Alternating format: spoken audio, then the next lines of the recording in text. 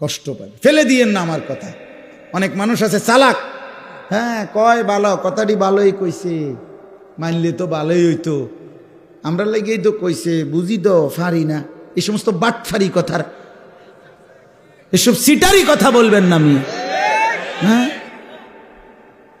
মানলে কোথা এমনি কোয়া কোথা ভালো কথা, কথাটি না না, এই সমস্ত কোথাইয়েন না, পারবেন আপনি ইনশাআল্লাহ। বলেন ইনশাআল্লাহ, বলেন ইনশাআল্লাহ। আপনার ভিতরে শরম আসুক আমি চাই। 60 বছরের বুড়া মানুষে কেমনি বিড়ি খায় মেয়ে? লজ্জা শরম থাকলে তো খাওয়ার কথা না মেয়ে।